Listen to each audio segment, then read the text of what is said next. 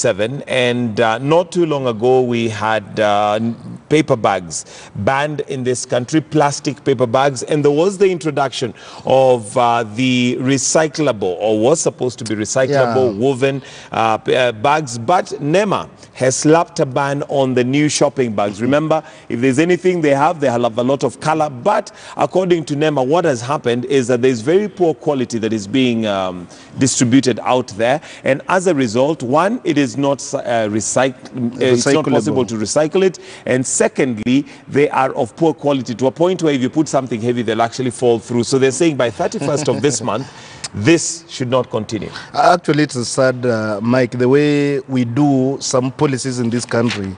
Because I don't know where KEBS come in this whole saga. Because KEBS is supposed to certify the quality and approve the standards of these products. But it's very unfortunate for entrepreneurs and businessmen to have come out with these designs, put them on the market, then NEMA comes up and says no.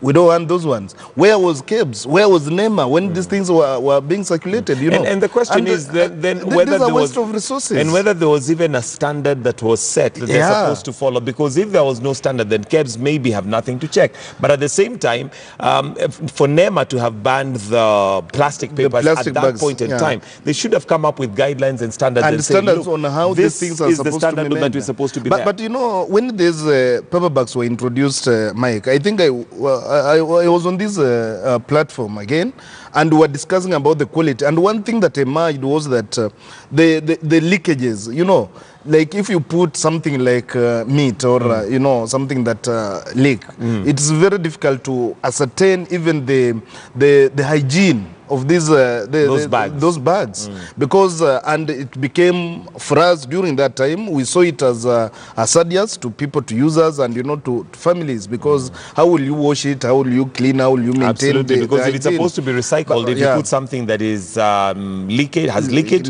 then how do you reuse the same bag? So it was prudent for the government to look into it at that particular time and give standards on how and the level of quality that is supposed to be produced, not to allow things to go into the market. Then you know, people have invested hugely, have put in a lot of resources, then you just wake up one day and say we are giving you 20 days, you know, we are banning it. Actually it demeans. Well, it just shows the level of disorganization that we have as a country, because that's one area. Education is another, where we've had these flip-flopping, you start this, you stop that, but there you go. Again, talking about disorganization, let's look at page 8 of the Standard, and this is what is going to be the main basis of our next segment, which is the newsroom, where we're going to be looking at reportage of Turkana and Baringo County, where we've had people dying, but according to the government, they say that has not been happening. So Turkana village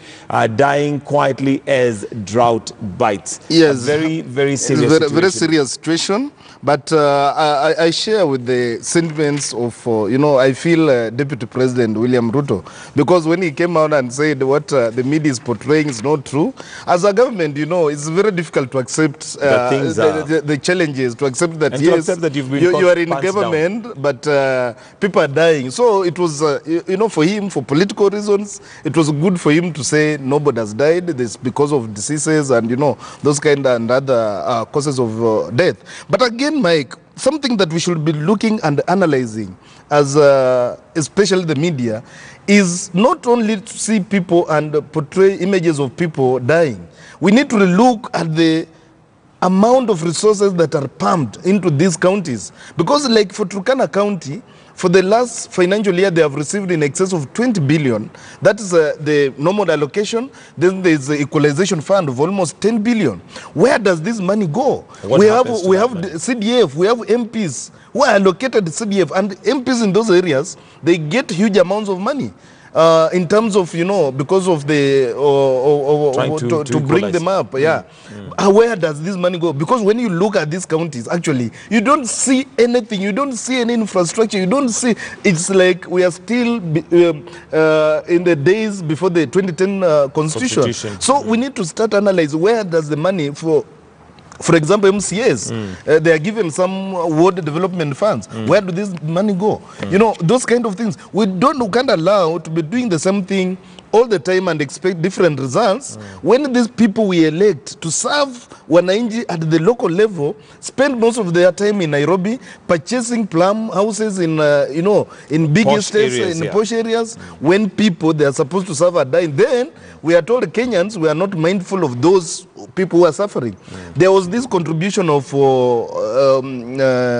that was done by Red Cross sometimes back The about crowdfunding exercise yeah, they did, that yes. was it Kenyans for Kenyans? Was there an audit of how that money was spent and how much was collected? You know, unless we come to the time when we are open to ourselves and have a candid discussion, deliberation on